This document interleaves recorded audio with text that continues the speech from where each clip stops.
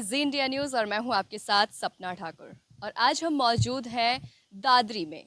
दादरी में आप देख सकते हैं कि लोगों की भीड़ भी है और साथ ही आपको ये बता दें कि जब चुनाव नज़दीक आता है तब तो आपके सामने आपके जो भी भावी प्रत्याशी होते हैं आपके घर घर जाके बहुत से वायदे करते हैं। लेकिन यहाँ चुनाव काफ़ी दूर है, लेकिन उसके बावजूद भी हमारे जो भावी प्रत्याशी हैं एडवोकेट जितेंद्र नागर जी, वो लगातार गांव वालों की सेवा करते हुए नजर आ रहे हैं। ज़मीनी स्तर पे बैठकर लोगों से उनकी समस्याएं सुनते हुए नजर आते हैं। सबसे पहले हम अपने चैनल पर इनका स्वागत करेंगे। सर, बहुत स्वागत है आपका। धन्यवाद चैनल महोदय। जी, तो सबसे पहले तो सवाल मेरा यही होगा कि चुनाव में अभी समय है, लेकिन उसके बावजूद भी आप लोगों की समस्याएं सुन रहे हैं और हर तरीके से निदान करने की कोशिश भी कर रहे हैं। इसको लेकर आप क्या कुछ कहेंगे?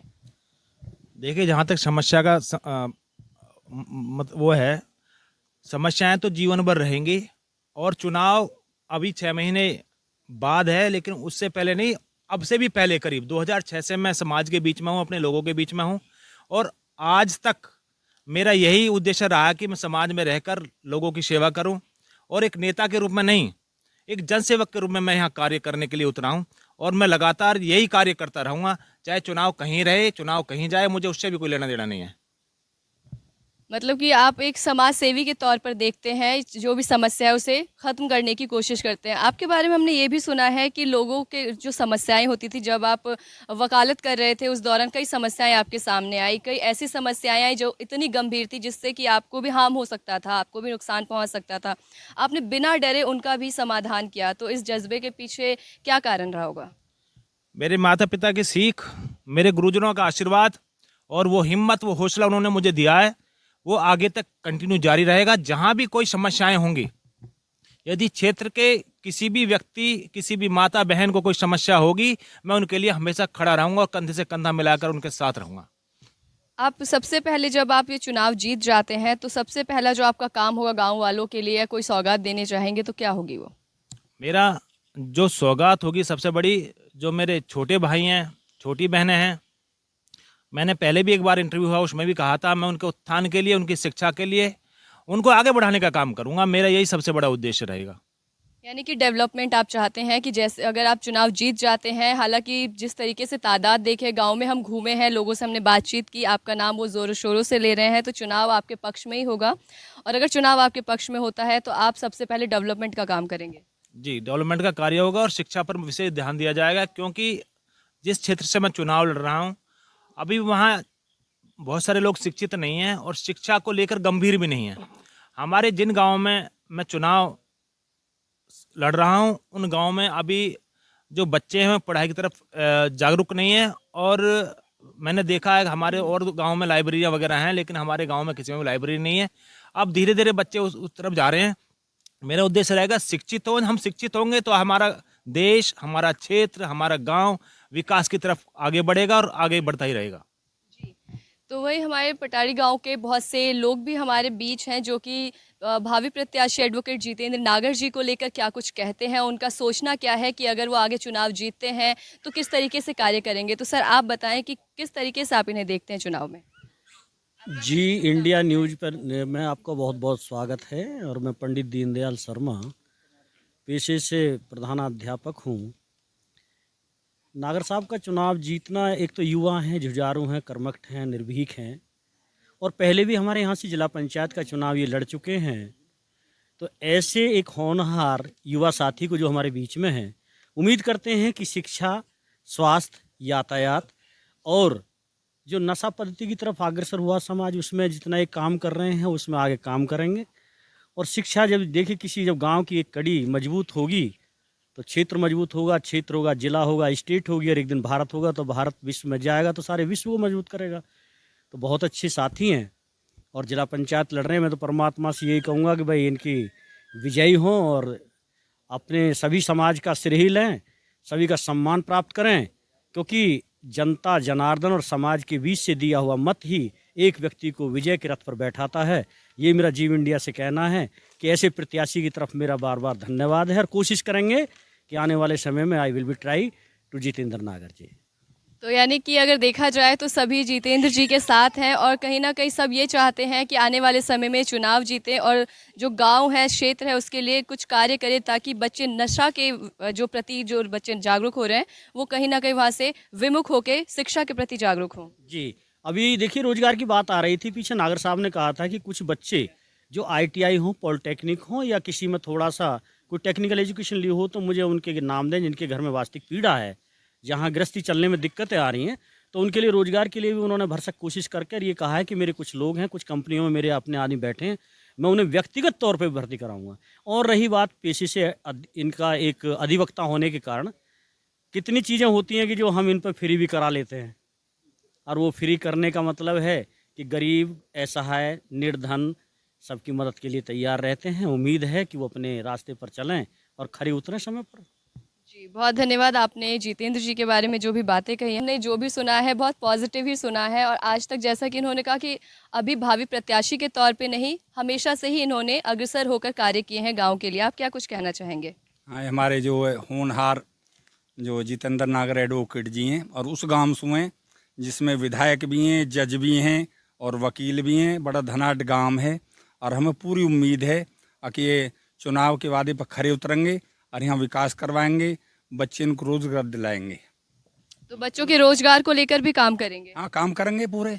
और नशा मुक्ति के लिए भी नेक आंदोलन छेड़ रखा है कि भाई नशा से हटें हमारे बच्चे और सब जो अपने शिक्षा की ओर बढ़ें, ताकि कंपनी बहुत आ रही हैं हमारे आज के, कंपनी में भी रोजगार दिलाएंगे। और न्याय के बारे में भी गरीब वर्ग के लोगों का भी काफ़ी सहयोग करते हैं हमारे। तो मतलब कि जो भी न्याय जिनको नहीं मिल पाता है, जो भटक रहे हैं, उनकी भी सहायता करते मदद करते हैं, उनकी पूरी पूरी मदद करते हैं। गरीब लोगों की मदद करते रहते हैं, हमेशा दान भी करते रहते हैं, मदद करते रहते हैं। हैं। यानी कि अगर आप कहना चाहें, एक लाइन में अगर कहना चाहें तो निस्वार्थ भाव से सभी की सेवा करते हैं। सभी की सेवा करते हैं। पूरी उम्मीद है कि जिला पंचायत यहाँ से जीतेंगे, 100% हमें पूरी उम्मीद है। क्या लगता है कितने मतों से जीत होंगी इनकी? अब ये मत नहीं दोगे ना, पर हम तो जीत के लिए नहीं, जिस तरीके से मैंने बातचीत की है सबसे, तो 100% उनका है कि सभी बोल रहे हैं कि जिस तरीके से, तो लगता है कि 98-99% पार हो जाएगा। हाँ, 99 क्या 100% पार हो जाएंगे। 100% पार हो जाए, इसके लिए एक बार तालियां बजा दीजिए क्योंकि आपके बीच के हैं और 99-100% की बात हो रही है। तो बहुत धन्यवाद, आपने ये बातें कही हैं। साथ ही आपसे भी जानूं, क्योंकि युवाओं का क्या रहता है कि एक राजनीति से बिल्कुल विमुख हो जाते हैं, वो राजनीति पे ध्यान नहीं देते हैं। आप क्या कहना चाहेंगे जिला पंचायत चुनाव को लेकर के और साथ ही अपने भावी प्रत्याशी को लेकर के?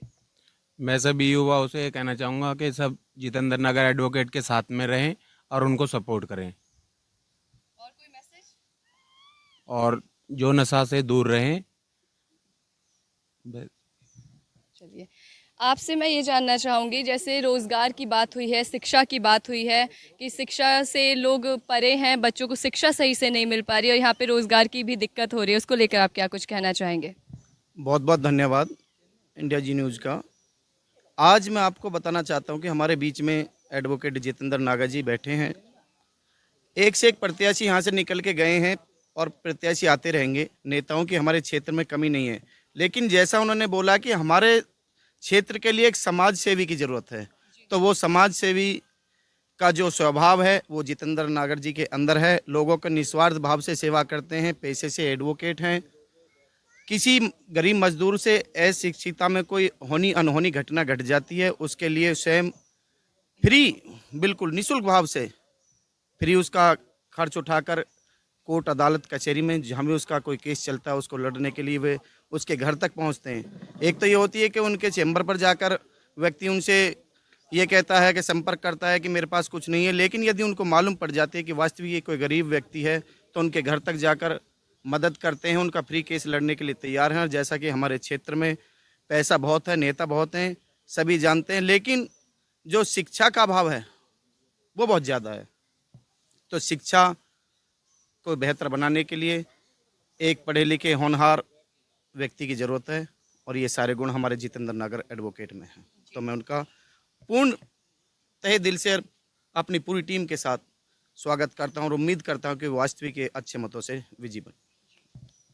तो सर, आपसे ये जानना चाहेंगे कि आप आखिर क्यों एडवोकेट जितेंद्र नागर जी को पंचायत चुनाव जिताना चाहते हैं? इसके पीछे कोई विशेष कारण? क्योंकि उनकी अच्छाई तो बहुत सारी हमने सुनी, आपके बीच रहते हैं। देखिए, अच्छाई होती है तो बुराई भी होती है, क्या बुराई नहीं है उनके अंदर या सिर्फ अच्छाई है? बुराई है एक। क्या बुराई है? एक बुराई है कि सच्चे के साथ देना, झूठे को लात मारना। ये किस तरीके से आप ब्रीफ करेंगे, थोड़ा समझाइए। अगर कोई सच्चा आदमी है और उसको 50 आदमी दबाना चाहे तो ये अकेला आदमी उन 50 को पीछे धकेल कर उसको उठा लेगा। मतलब ये कर्मठ है एक तरीके से और संघर्षरत भी है और अपनी जो जुबान है उनकी उस पर खड़े रहने वाले इंसान है। जवान के धनी इंसान है। तो इस वजह से आप चाहते हैं कि आपके क्षेत्र में जो है वो आगे बढ़ के काम करें। जो अब से पहले नहीं हुआ, अगर ये आ जाते तो वही होगा। जो अब से पहले नहीं हुआ वो अब होगा। क्या क्या लगता है आपको, क्या क्या काम हो पाएगा इनके आने से? शिक्षा भी होगी, परिवहन भी होगा, नशा मुक्ति भी होगी और ये अन्याय मुक्ति भी होगी। सबसे बड़ा पॉइंट होगा अन्याय मुक्ति। जो लोग प्रेशराइज करके जो दबाते हैं, समाज दबाता है, लॉ के आदमी दबाते हैं, जैसे कि पुलिस हो गई या कोई भी दबाते हैं, तो अगर ये आ जाते तो हमें उस चीज़ से मुक्ति मिल जाएगी ऑलरेडी। तो अगर चुनाव जीत जाते हैं तो पूर्ण रूप से आपके पास एक अथॉरिटी होगी। जिस तरीके से लोग पहले हमला कर देते थे, एक तरीके से बोलेंगे, तो वो कहीं ना कहीं चीज़ें साइड हो जाएंगी। हमारे पास तो पहले भी थी, लेकिन उस आदमी के पास हो जाएगी जो अब तक जिसके पास नहीं थी, आने वाले समय में उसके पास हो जाएगी। ठीक है, तो यानी कि आप सभी दिलों से चाहते हैं कि आगे आने वाले समय में ज़िला पंचायत का जो चुनाव होने वाला है उसमें जो हमारे एडवोकेट जी हैं वो बढ़ चढ़ कर हिस्सा ले और साथ ही भारी मतों से भी जीते। तो हम आपसे भी जानना चाहेंगे, क्योंकि जो चुनाव है वो एक अकेले इंसान का नहीं होता है, आपके क्षेत्र से हैं, तो चुनाव में अगर जीत होगी तो सभी की इकट्ठी होगी। आप क्या कहना चाहेंगे भाई प्रत्याशी जी को लेकर के? जी नमस्कार, मेरा नाम दीपक राणा है। विगत 21 वर्षों से मैं एक कोचिंग सेंटर चलाता हूँ यहाँ पर, और उस कोचिंग सेंटर में जो भी सानिध्य मुझे प्राप्त हुआ है नागर साहब का, बहुत ज़्यादा हमें। और नागर साहब हमारे यहाँ पे केवल ये नहीं, कुछ नेता होते हैं जो केवल वोट के दौरान ही, हम जब चुनाव प्रक्रिया शुरू होती है तभी आते हैं, लेकिन वो हमसे तब से जुड़े हुए हैं और इतने जुड़े हुए हैं कि आज वो एक हमारे परिवार का अभिन्न अंग है। और परिवार का जब अभिन्न अंग बन जाता है, यानी शरीर का कोई भी अगर अंग जब कोई व्यक्ति बन जाता है और पीड़ा कहीं भी होती है तो वो पीड़ा को सहन करना सबसे पहले उनका दायित्व होता है, और वो सहन करते हैं उस पीड़ा को।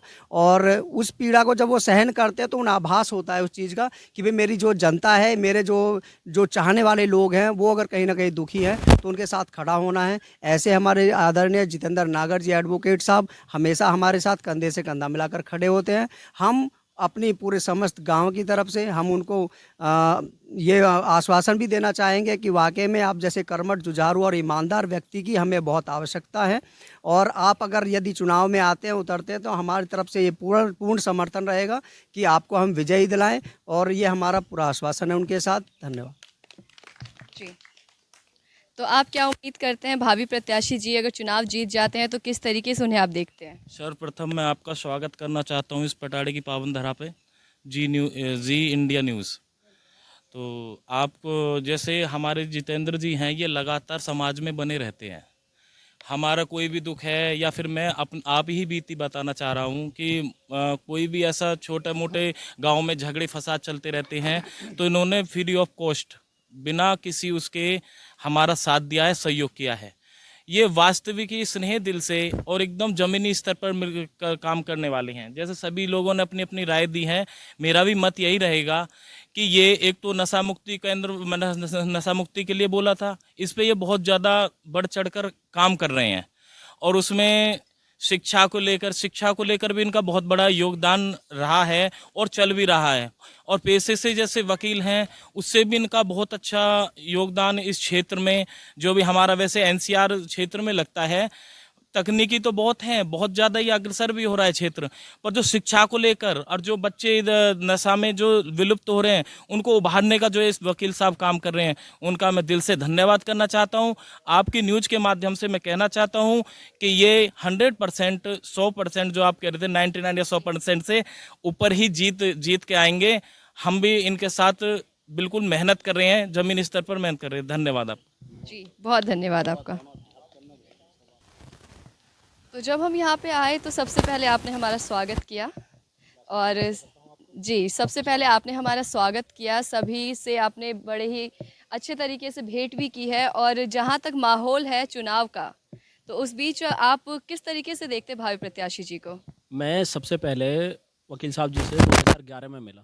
जब वो पहली बार हमारे गांव में प्रत्याशी के तौर पर आई तो वो घर आते थे, तो मैं बच्चा ही था जब पढ़ रहा था ग्रेजुएशन में, तो वो मुझे मिले और वो मिले तो मैंने देखा एक बहुत ही चार्मिंग पर्सनैलिटी के, एजुकेशन की तरफ बहुत ज़्यादा फोकस करने वाले और बहुत ही ज़्यादा सुलझे हुए, शिक्षित और हर वर्ग को साथ लेकर चलने वाले व्यक्ति।